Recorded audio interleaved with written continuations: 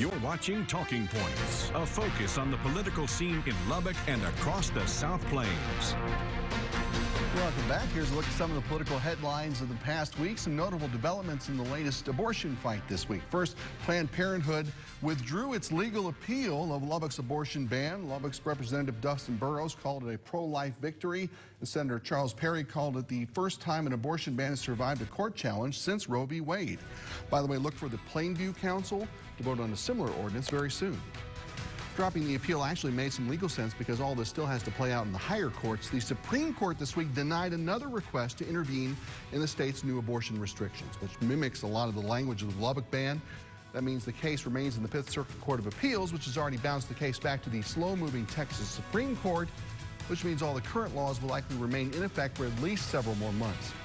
And the candidate filing period began this week for the upcoming May city election. One name not on the ballot, District 4 Councilman Steve Massengale. A lot of signs had pointed to him running for Lubbock's mayor.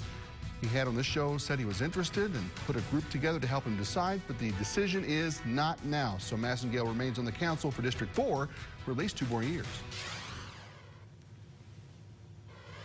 And one of those who will run to be Lubbock's next mayor is Attorney Trey Payne. Good to see you. Good to see you too. Now, full disclosure, Trey and I have been friends for a while here, so if this isn't the hardest hitting interview that you'll ever see, that's probably why, but we'll try to do our best here for you. First question here, why don't you take good advice? Because when you first talked to me about this as a possibility, I said run the other direction. You did. But here you are anyway. You got a great life and you got a great family. Why you want to jump into something like this? The short answer is it's important. It's important that we as citizens get off the sidelines, so to speak, and start getting more involved in the game. I don't believe that I could go and make a difference in Washington, D.C. Probably don't have the experience for that, and we've got great representatives in D.C. I don't know that I can make a difference in the state, but I do believe that I can make a difference in my backyard, and that's Lubbock, Texas. You know, talk about your background for folks a little bit who may not have seen you. I mean, folks probably have seen you off and on, maybe on the news occasionally with different cases over the years. First, as an assistant district attorney here in town, right? Yes, sir. I grew up in Post, and I came to Texas Tech in 1992, followed my 2 older brothers, because we were all going to be Red Raiders in the Payne family. And got an accounting degree, undergrad in accounting, and then I worked as an auditor for a brief period of time before I decided that I really wanted to be around people a little bit more. And so I went to law school. I went to law school up in Oklahoma, and I found an Okie girl, and we brought her back here as quick as I could. And so we've been back in Lubbock since 2000. I started with the district attorney's office shortly thereafter. Spent about 9 years as a prosecutor. I tried a lot of cases. I was homicide chief for a good period of time, worked very closely with the police department and the sheriff's department and law enforcement in Lubbock. And then when baby number 4 was along the way, then I decided I was probably going to go out and have to work a little bit different angles and try to get out of the government, make a little, you know, build a business. And so I've married to Heidi for almost 22 years, and I've got 4 daughters. Which makes you the toughest guy I know. Yeah, thanks. I appreciate that. You know, you talked to me a little bit more about when you look at City Hall and the situation there. More than policy problems per se, you've talked to me that it's more of a culture problem, you think, down there. What does that mean for you, and how do you go about changing some of that? Well, and I don't necessarily know that it's a problem. I think the last 2 years have seen some unprecedented challenges overall. Things have seemed to have changed. I think more people have started paying attention to politics in the last few years because of some of the things that happened with the COVID, with lockdowns, with mandates. And, but we've seen kind of a shift in what I believe is a cultural shift from good old West Texas values. I mean, I grew up out here in West Texas. You know, my grandfather was a cotton farmer in Hockley County and a pumper in the oil field. My other grandfather was a maintainer, drove a maintainer and worked on roads, and it's just been West Texas tough values. That's who we are. We are independent. We are fiscally responsible. We are, you know, limited government and individual freedom and the rule of law people. That's who we are out in West Texas. And frankly, I don't want to be Austin, Texas. I want to be Lubbock, Texas.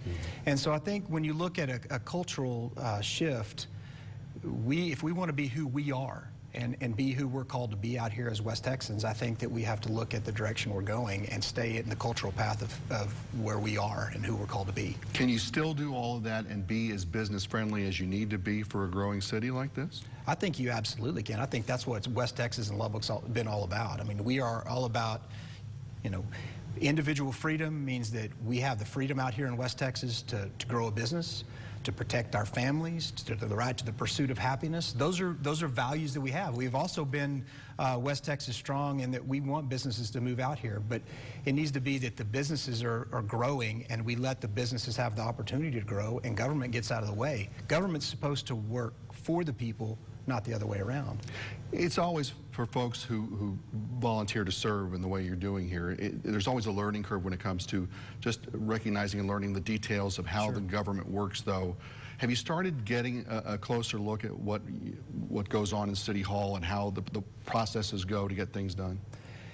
Yes, and you know, I was involved in county government. You know, I worked for Bill Souter and then Matt Powell, and we were heavily involved in budgeting and things that went on in the county level.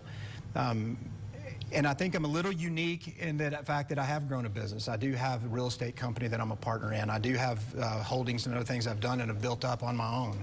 Started a law practice. We have 3 different locations and multiple attorneys. So I think I have a really strong business side. I also have an accounting degree and I worked as an auditor.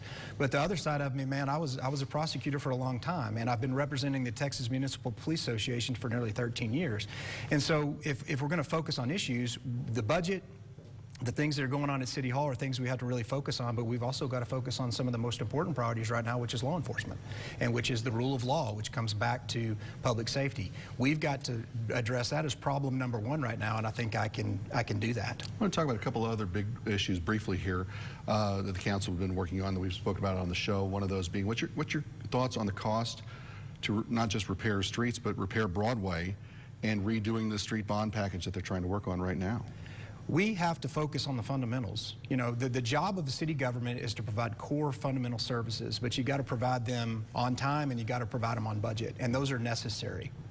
I think that you also have to listen to the will of the citizens. I mean, the vote spoke volumes in this last election. It said exactly, they denied it. They said no. But that doesn't mean that the problems on 114th Street are going to go away. That doesn't mean the problems with Broadway are going to go away. We still have to address those. But I think we need to put that to the people. Say, do we want bricks or do we not want bricks? Is that an issue that we need to bring in front of the people?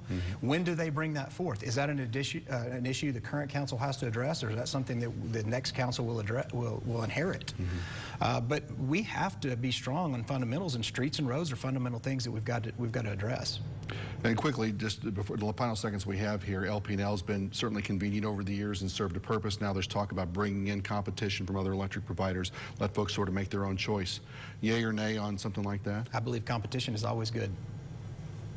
And a short answer to help the TV guy out on time. I like him already. Trey Payne, my friend, good luck to you. Thank you, sir. Candidate for Lubbock Mayor. We'll talk to you again soon. Thank you.